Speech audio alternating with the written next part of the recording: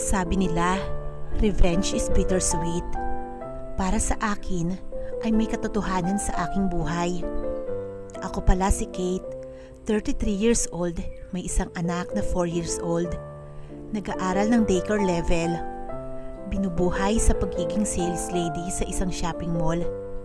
Katulad ng isang sales lady, kailangan makinis at maganda ang postura na humaharap sa mga mamimili. Buti na lang, nabiyayaan ako ng magandang pangangatawan. Hindi naman ako magkakaroon ng madaming manliligaw kung pangit ako, no? Kamalas ko lang nang makilala ko si Jason na electrician sa mall na aking napangasawa at tatay ng aking anak. Dahil magdadalawang taon pa lang kaming kasal, ay nag-abroad na ito at hindi na bumalik pa. Nalaman ko na lang sa kanyang katrabaho na may kinakasama na itong iba. Masakit, pero maglulupasay man ako ay wala rin ako magagawa. Kaya eto, ginagapang ang buhay naming mag-ina. Umuupa lang kami dati, subalit nang malaman ng aking mga magulang ang lahat, ay pilit kaming pinapauwi sa probinsya upang doon na lang tumira. Sabi ko, tatapusin ko lang ng daycare ang bata at hindi ko rin maiwan ang aming trabaho. Pumayag naman ang mga ito. Ang hindi lang nakakaalam ay ang side ng aking asawa. Balak ko din naman sabihin. Lumipas ang ilang araw, nagulat na lang ako nang bumisita ang aking biyenan na babae at doon nagkaroon ako ng pagkakataon na maikwento ang katotohanan sa aming mag-asawa. Nagkukwentuhan at umikot-ikot sa bahay upang punan ang mga kailangan namin ng bata. Kate, ang daming sira ng inuupahan ninyo. Mabuti sabihan ko si Tatay Carlito nyo na bumisita dito at maayos naman kahit papaano. Wika ni Nanay Laura sa akin bago ito magpaalam. Salamat po, Nay. Huwag kayong mag-alala, kaya ko naman po ito. At tuluyan na kami nagpaalam sa isa't isa.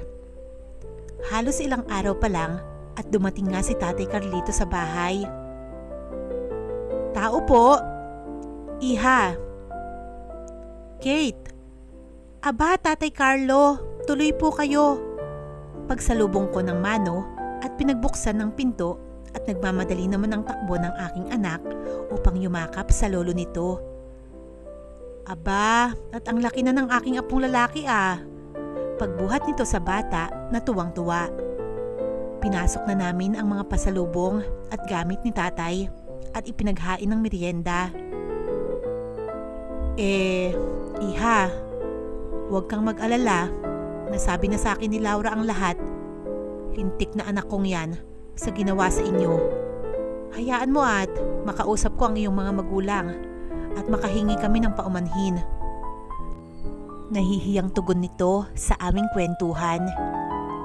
Nako tay, oks lang po yun. Naka-move on na po ako sa anak nyo. Ang mabuti pa po ay, i-enjoy nyo po muna ang paglagi dito sa boarding at mukhang marami-rami ang inyong aayusin.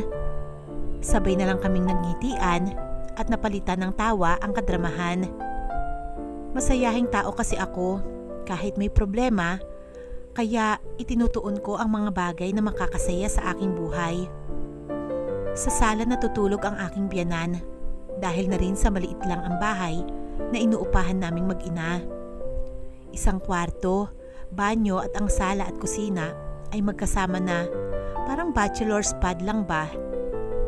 Meron din itong maliit na likod na pwedeng pagtambakan ng gamit. Okay lang kay tatay ang ganitong kalagayan. Sinimulan niyang mag-ayos ng bahay. Hatid sundo sa kanyang apo habang ako ay nagtatrabaho. Nasa 50 na si tatay, pero parang 40 lang siya dahil na rin sa batak sa construction ay naaalagaan ang kanyang katawan. Matangkad si Tatay Carlito. Hanggang kilikili lang ako kung tatabi ako sa kanya. 5 days lang ang aking pasok. Kaya Sabado-Linggo ang day off ko na inilalaan ko sa aking anak at sa bahay. Sobrang init dito sa lugar namin, kaya hindi mo rin maiiwasan na magsuot ng manitipis at maiigsing kasuotan. Hanggang sa kaloob-looban nga pagpapawisan ka talaga. Para din naman hindi ako magmukhang losyang, sayang naman ang kaseksihan at ganda ko. Malas din ni Jason, ipinagpalit pa ako sa iba. Kung minsan din ay walang suot na pang-itaas si tatay, kung gumagawa o kaya naman ay nakasando lamang ito. Hindi ko rin naman maiwasang mapatingin sa katawan niya. Sa tagal ng walang lalaki akong nakakasama ay hindi ko rin maitatanggi ang aking pagkasabik sa mga romansa ng isang lalaki. Tinatablan din ako ng L sa mga panahong ganitong eksena sa bahay. Pero sa akin lang. Isang araw ng Sabado, day off ko noon. Maaga akong nagpalengke upang makauwi agad para makapaglaba. Tulog pa ang aking anak na hinabilin ko kay Tatay Carlo upang bantayan. Medyo napabilis ang aking pag-uwi dahil na rin naisabay ako ng kapitbahay na may tricycle. Marahan kong binuksan ang nakalakpang pintuan at marahang ipinunta ang aking pinamili sa kusina. Wala na si tatay sa sofa at baka nasa CR sa isip-isip ko. May narinig akong ingay sa likod ng bahay kung saan nandoon ang maliit na washing machine. Dahil sa maliit na likod bahay ako naglalaba. Hay nako, naalala ko, ibababad na ang mga puti at mga underwear na inilabas ko bago ako namalengke. Nang naglakad ako sa maliit na eskinitang daan papunta sa likod ng bahay, ay nakarinig ako ng boses. Kinilabutan ako nang marinig ito. Parang merong nangyayari sa likod bahay. Ngunit napalitan ito ng pagtataka dahil sarado ang nagtataasang firewall ng kapitbahay. Dahan-dahan kong sinilip at nagulat sa nakita. Si Tatay Carlito nakasandal sa washing machine at inaamoy ang gamit ko. Nakita ko yun at hawak ng kanyang kaliwang kamay at inaamoy-amoy pa. Nakita ko rin ang kamay ni Tatay Carlito na may hawak. Pawisan at hayok na hayok sa kalaswaang ginagawa nito sa aking gamit. Sobrang bilis ng tibok ng aking puso at nakatitig pa rin kay tatay. Gulat na gulat ako sa nangyayari, ngunit hindi ko naman magawang magalit. Pinapanood ko talaga ang kanyang ginagawa. Katie, hindi ko alam na ganito palang pakiramdam. Sige Katie. Pabilis ng pabilis ang ginagawa ni Tatay Carlito. Grabe. Pero, in fairness, titig na titig pa rin ako kay Tatay Carlito. Hindi ko alam na ganoon pala ang kay tatay. Medyo tinatablan na ako ng L. Lalo na pag naririnig ko ang malambing na pagtawag sa aking pangalan. Napasandal ako at pinikit ang mata. Para akong niroromansa ni tatay. Maling-mali, pero nagugustuhan ko rin. Muli kong sinilip si tatay at tuluyan na nga niyang naabot ang sukdulan. Madidiin ang bawat galaw ni tatay, sanhi ng pagkumbulsyon ng kanyang katawan. Ilang sandali pa at inayos na niya ang sarili. Pinulot ang mga damit na aking lalabhan.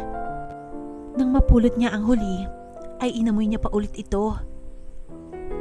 Sana Katie, mahawakan kita ng totoo, sabi nito at inamoy muli ang kanyang hawak. Gumapang ang malakas na kuryente mula sa aking dibdib at nagdulot iyon ng kakaiba sa aking katawan. At sa pagkakataong iyon ay inumpisahan kong pasayahin ang aking sarili. At doon, naabot ko din ang sukdulan. Ngayon ko lang naramdaman ito, kaya tahimik akong tumakbo paloob ng bahay at uminom ng tubig. Papasok na sana ako sa kwarto nang makita kong pabukas na pumasok si Tatay Carlito. Oh, iha, dumating ka na pala. Medyo gulat din kaming dalawa. Opo, Tay Carlo. Kararating ko rin lang. Pagbati ko sa kanya. Mistulang lutang ako buong maghapon na naglalaba sa likod bahay. Habang wala si tatay at bibili daw ng mga gamit sa pag-aayos. Hindi ko rin malaman at el na din ako sa kanya. Dahil na rin siguro sa kawalan ng... Ang pinagpapantasyahan ko ay may L din sa akin. Parang gusto ko nang bumigay at magpaubaya sa kanya para lang maibsan ang aking L. Ngunit hindi mo alam kung paano simulan. Kaya naisipan kong akitin ang aking biyanan. Lagi ay malambing ako sa kanya makiusap at panay ang paseksi na damit na aking sinusuot tuwing nasa bahay ako. Ayaw ko naman na ako na lang ang laging nagpapasaya sa aking sarili. Hindi ako nag-i-enjoy sa ganun. Hinahanap ko pa rin ang romansa ng isang lalaki. Minsan, sa sobrang L ko ay halos hindi na ako nagsusuot. Tulad ng minsan, naghuhugas ako ng pinagkainan, ay nagsuot ako ng manipis na duster, v-neck. So, kitang-kita mo talaga ang kaseksihan ko. Sa sobrang iksi nga nito ay nasisilipan na ako. Hindi naman ako nabigo sa pag-aakit at halos mabaliw si tatay sa akin ng araw na yun. Kung hindi lang talaga siguro mapigilan ay ginawa ko na kay tatay dun mismo sa kusina. Pawis na talaga ako sa mga ginagawa ko. Hindi ko na rin mapigilan ang L ko, kaya ako na rin ang gumawa ng paraan. Isang gabi, habang nanonood si Tatay Carlito sa sala at kakapatulog ko sa aking anak, ay napagpasyahan kong akitin ulit si tatay.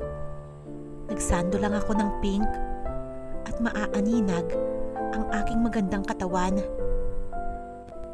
Habang nag-iisip na pang ibaba, nakalkal ko sa damitan ang mga lingerie ko nung dalaga pa ako.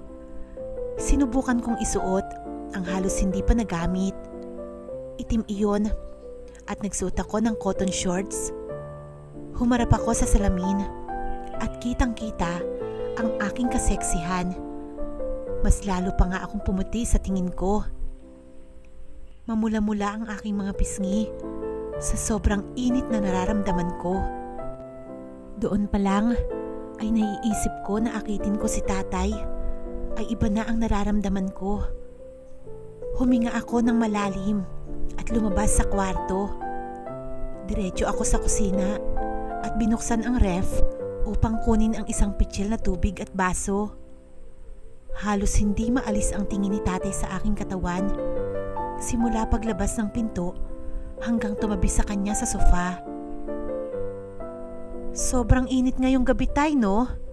Sabay buhos ng malamig na tubig sa baso at inalok sa kanya. Tay, palamig ka muna. Anong pinapanood mo? Malambing na tanong ko habang pausog na dumikit sa kanya nang iabot ang tubig. Eto isang pelikula. Pero English, iha. Salamat sa tubig, iha, ang sarap. Oo nga't sobrang init kahit gabi. Ikaw, uminom ka rin ng tubig para malamigan ka.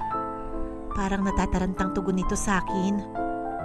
Kinuha ko ang baso at nilagyan ulit ng tubig at dahan-dahang nilapit sa aking labi upang uminom.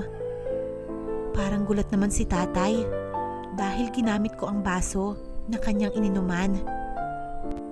Parehas sa gilid kung saan din lumapat ang kanyang bibig. Aninag na aninag ko, nataas baba ang tingin nito, mula ulo hanggang tuhod. Malagkit akong tinititigan ni tatay. Ang sarap ng malamig na tubig. Gusto mo pa, tay? Alok ko. Hindi na. Kukuha na lang ako mamaya. Iwanan mo na lang dyan, iha, sa mesa. Nagkakwentuhan saglit at napatahimik kami nang naging mainit ang eksena sa palabas. Tipikal sa isang American movie ang ginagawa sa isang pelikula. Halos hindi rin mapakali si tatay kung saan titingin, kung sa TV o sa akin. Nagtulog-tulugan ako at gumalaw ng unti ang aking hita upang makita niya ang kakinisan nito. Halos maglaway na titig sa aking katawan si tatay. Parang gusto na niya akong gapangin sa oras na yun. Ipinikit ko ang aking mga mata na makakasilip sa mga kilos ni tatay. Dahan-dahang lumapit si tatay sa gilid at nang makatiming ay marahan akong hinalikan sa labi. Halos lumagasa ang aking nararamdaman at kiliting gumuguhit sa aking baywang. Dahan-dahan kong ibinuka ang aking mata. Nanlaki ang mga mata ni tatay nang makitang nakatitig ako sa kanya. Nauutal na napaupo sa sahig. Ay, iha kasi napayo kong sumuko dahil na rin sa konsensya ni tatay. Agad ko namang hinawakan ng marahan ang dalawang pisngi at inilapit sa aking labi ang kanya. Isang marahan na pagdampi sa labi ni Tatay Carlito. Okay lang, tay. Wala naman akong nakikitang iba eh. Halika nga at maupo ka dito at magpaliwanag sa akin. Malambing pa rin na pabulong ko sa kanya habang inaalalayan siyang umupo sa sofa. Tila nagtataka ang matanda kung totoo ba ang nangyayari. Titig na titig pa rin kami sa isa't isa. Pinainom ko ulit siya ng tubig. At nang matapos, ay siya naman ang nagsimulang magsalita. Pasensya ka na, Kate, at nagawa ko yun. Nadala lang ako ng pinapanood natin at sa kagandahan mo. Napakamapang-akit ang suot mo. Hindi ko talaga mapigilan. Pasensya na talaga. Halos takot na nagpapaliwanag ito sa akin. Inoff ko ang TV at agad akong kumalong sa kanya at ikinagulat ng matanda. Napasandal lang ito sa sofa at nakikiramdam ng mangyayari. Tay, okay lang yun. Buti nga, hindi mo tinuloy. Pabiro kong sabi. Tsaka, kung mangyayari man yun, wala rin naman ibang makakakita eh. Pabulong ko sa kanya na halos magkadikit na ang aming mga ilong. Yumakap ako sa kanyang batok at hinalikan si tatay. Tay, maganda ba ako? At sexy tulad ng sinabi niyo kanina, ha? Pangaakit ko sa kanya.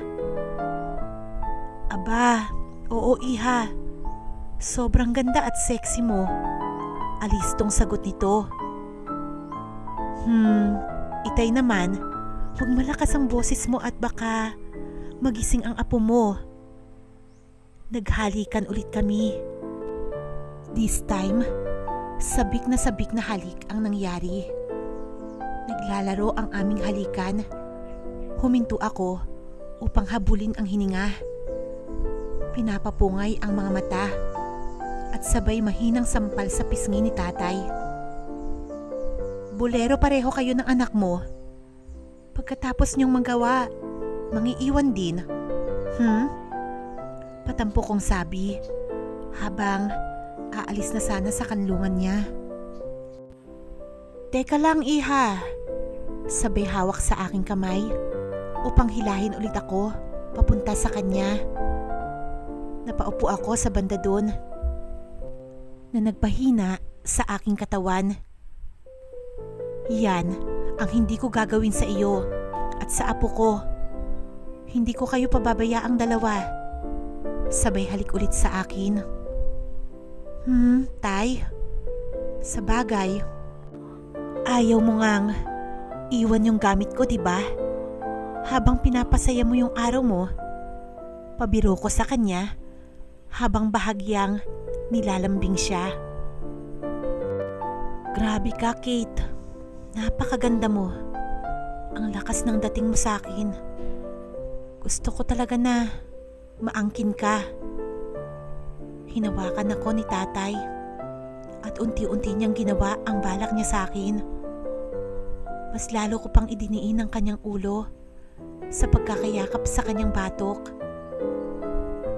Tay, sige na. Ituloy mo na kung anong gusto mo. Hindi kita tututulan. Matagal na rin naman ako na walang, alam mo na. Binulungan ko si tatay sa tenga. Tay, gusto mo ba talaga ako? Dagdag kong bulong sa kanya, sabay halik sa kanya. Siyempre naman, gustong gusto ko. Ang bango mo talaga. Dahan-dahang paghalik ang ginawa sa akin ni tatay. Namumungay na ang aking mga mata na napapapikit sa tuwing ginagawa niya yon. Nagtama ang aming mga mata at ginantihan ko ng masarap na ngiti. Nakakatuwa dahil hindi niya alam kung ano ang uunahin. Kung hahalikan ang aking labi o ano ba. Hinalikan ko siya ng madiin at ibinulong ang, Tay Carlo, gawin mo na. Sige na. Matagal na akong walang kahirap-hirap ay binuhat ako ni tatay na napahiga sa sofa at sabik na sabik.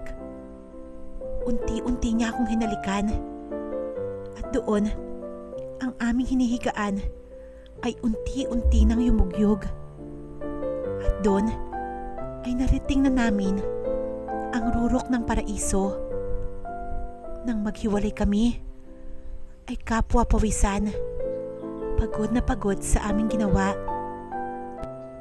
Ayokong mabuntis, pero sa nangyaring iyon ay lunod na ako sa ginagawa sa akin ng aking biyanan. Nang matapos kami, ay nagkatitigan kami at nanggitian, pahalik-halik sa isa't isa. Kate, kakaiba ka pala. O ayan na, Tatay Carlo. Natupad na ang inaasam mo. Siguro naman, titigilan mo na ang gamit ko ha? Pagbibiro ko sa kanya, naginantihan naman ito ng ngiti. Aba, at parang gumagwapo si tatay sa paningin ko ha. Tila nagkakagusto yata ako kay tatay. Siyempre naman iha, nandito ka na at nangyari na. Ikaw na mismo ang panggigigilan ko. Sabay kiliti sa aking tagiliran na siya namang nagpaangat sa aking katawan. Tay Carlo, paano po pag nabuntis mo ko? Paano si Nanay Laura pag nalaman niya? Hay, grabe ka talaga. Pag-uusisa ko sa kanya. Hindi naman magagalit yun pag hindi niya malalaman. Sikreto lang natin to, di ba, iha? Sumbat nito na may paglalambing. Tara na nga at mag-ayos at makatulog. Yaya ko sa kanya habang nag-iingat na tumayo.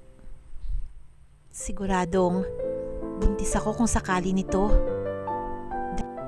Dali-dali akong pumunta sa banyo para linisin ang sarili. Paglabas ko ng banyo, ay nakaupo si Tate Carlito na nanonood ng TV.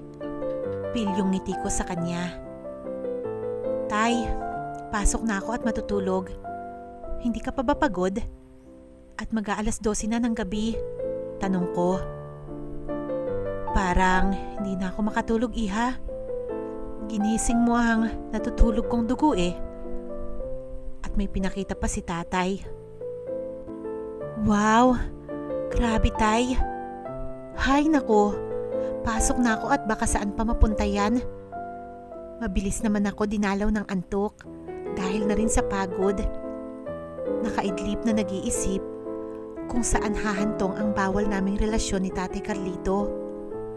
Masundan kaya ang nangyari sa amin? Sa bagay, sobra namang naligayahan kami sa aming ginawa. Naisipan kong pagkatapos ng anak ko ng daycare next month ay ipupunta ko muna sa amin para doon mag-aral at tatanungin si tatay kung pwede niya akong samahan muna dito sa bahay. Mapil yung imahinasyon ko kung ano ang pwedeng mangyari sa aming dalawa. Bahala na kung hindi lang ako iniwan ng aking asawa. Pero iba pa rin talaga si Tatay Carlito. Iba ang nararamdaman ko sa kanya. Ang revenge ay sweet din pala. Ang sarap ulit-ulitin